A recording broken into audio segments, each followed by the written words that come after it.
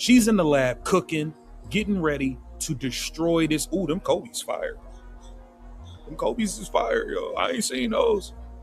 We got jump ropes. Oh man. Oh yeah. Oh yeah.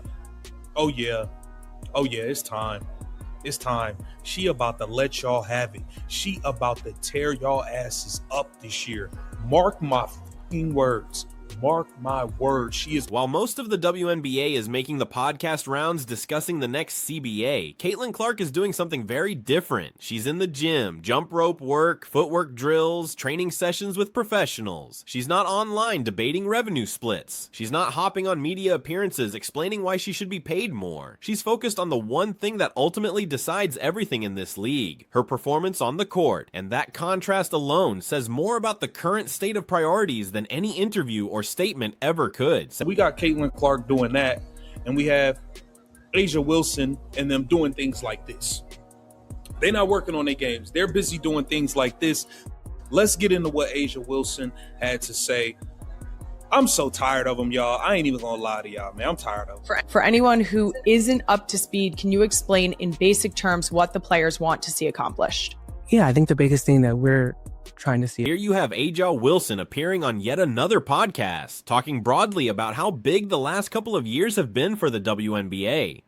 But pay attention to what's missing. At no point does she mention Caitlin Clark. There's no acknowledgement that the surge in viewership, the lucrative TV deals being celebrated, and the sold-out arenas all occurred during the same season that one specific player entered the league. That timing isn't accidental. It's a clear pattern. It's been a big couple years since Caitlin Clark got here. Why is nobody saying that? Why is nobody saying that? Yeah, it's been the last big couple years because Caitlin Clark is here. It ain't been the last big couple years because of y'all. Like, come on, man. When is somebody gonna keep it real? Why do KTV and Angry Fan Sports gotta be the ones to say it? Why me and Angry Fan gotta be the only ones to say it? Like, come on, man. Y'all tripping. Shout out to Ben Daniels too. And a few other y'all, man. Y'all be doing it too. But like the players, though, y'all do not be keeping it real. It's going up. I mean, we getting these TV deals.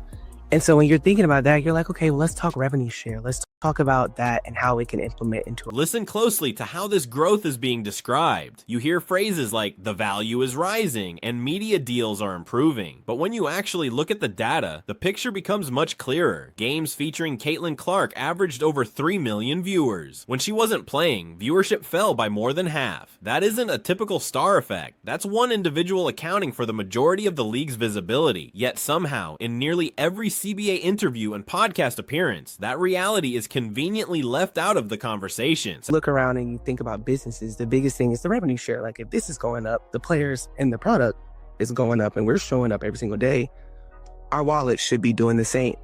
And so when you're talking about just seeing that, I think the league is growing. And so for us, we have to sustain that by just getting equitable compensation. And I think that is so key. And that's what we're really just talking about, is making sure that we're just united and understanding and letting the league understand that we're not going anywhere. We keep hearing the same phrases repeated over and over. Revenue sharing, fair pay, equity. And to be clear, A'ja Wilson deserves to earn more. She's a proven draw. She fills arenas. We've seen opposing players openly complain when South Carolina fans pack their buildings just to watch her. Her star power is real and it's earned. But here's where the negotiation strategy starts to break down. You're demanding massive salary increases based on growth that was overwhelmingly driven by one person, while simultaneously refusing to recognize that contribution. You can't build an argument on that contradiction and expect it to hold. And then to hear what they're saying and it doesn't add up, I think that's what's going to continue for us to not back down, because we see a lot of things going on in the talks of our league and other leagues, they're growing. And it's like, well, if they see that we're worth the buck, why can't our own league see it? And so it's going to take time, as we know, and it is taking time right now. But we're going to continue to stand on business.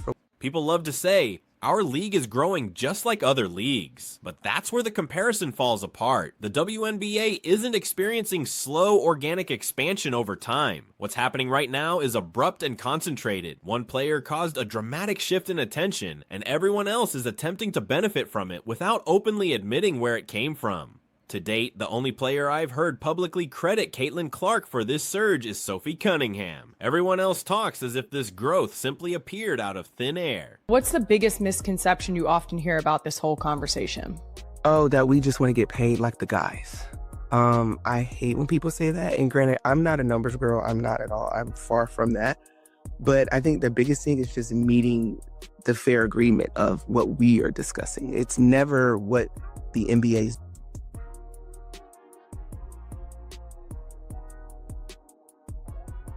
I think Asia Wilson is far off. And then there's the argument that really grates on me. We just want to be paid like the men. I can't stand that framing, because when you strip it down, that's not what's actually being asked for. The WNBA has operated at a loss for 3 decades. Since 1997, the NBA has subsidized its existence. Now, in the very first year the league finally breaks into mainstream consciousness, players want to immediately renegotiate everything, not after proving the growth is durable, not after confirming next season's ratings will hold once Caitlin Clark's rookie storyline fades. Far from that.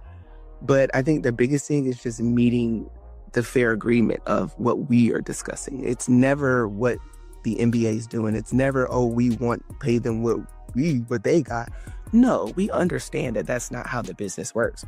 But we also understand that we're missing within our own business. The revenue share is missing in our own business and in our own check. I understand the frustration. Players see missing revenue in their checks and feel left behind in their own business. But here's what that argument ignores. Revenue sharing only works when there's consistent revenue to distribute. Yes, the WNBA just signed a media deal worth $2.2 billion over 11 years. That sounds enormous until you compare it to the NBA's $76 billion deal over the same time span. The difference in scale is massive, and more importantly, that WNBA agreement was negotiated largely on the belief that Caitlin Clark would continue driving viewership. So what happens if she gets hurt? What happens if year 2 doesn't match the rookie hype? That risk is real, and it's exactly why owners are cautious. What makes this situation so uncomfortable for a lot of people is that it exposes a truth the league hasn't really wanted to say out loud. Growth doesn't always happen evenly. Sometimes it isn't the result of years of slow momentum or collective effort. Sometimes it happens because one person shows up at exactly the right moment and changes everything. That doesn't diminish the work others have put in, but it does change the math. And right now, the math is what everyone is trying to avoid. Caitlin Clark didn't just bring attention, she brought new attention. Casual fans, lapsed fans, fans who hadn't watched a WNBA game before, but suddenly felt compelled to tune in. That distinction matters. It's the difference between circulating interest within an existing audience and actually expanding the audience. Most leagues struggle for decades to do the latter. The WNBA stumbled into it almost overnight, and that's why this moment is so volatile.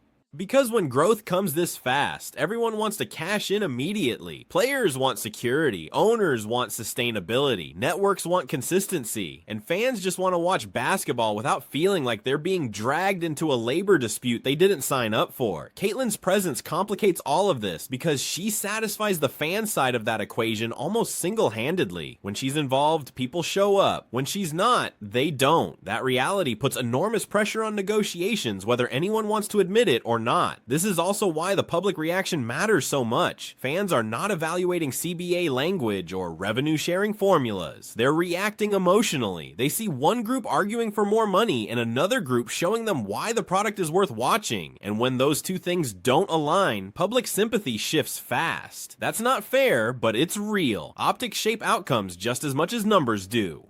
Another uncomfortable truth is that not all leverage is formal. Caitlin Clark doesn't sit at the negotiating table. She doesn't issue ultimatums. She doesn't threaten work stoppages, and yet her influence may outweigh everyone else's combined. Because leverage isn't just about power, it's about indispensability. And right now, she is indispensable to the league's visibility in a way no one else is. That's why the league can afford to be patient. They know where the attention flows, they know which games sell, which broadcasts spike, and which players move merchandise. They also know fans are watching how this unfolds. Dragging negotiations out too long risks burning goodwill, but overplaying a hand risks something worse, losing credibility.